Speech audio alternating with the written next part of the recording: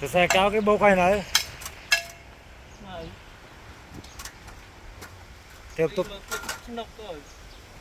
nó cái ghế phải chiên dương lên nắng này nè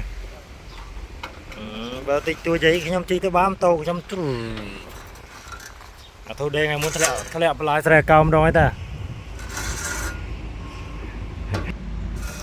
thay lẹ lại xe cao đâu không mặc cái đây bên nào cái khơi nha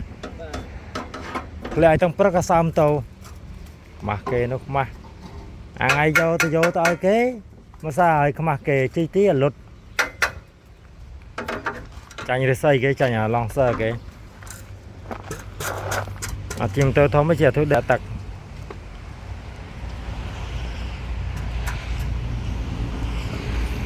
còn bằng phao với tàu luôn ngày nào mới tu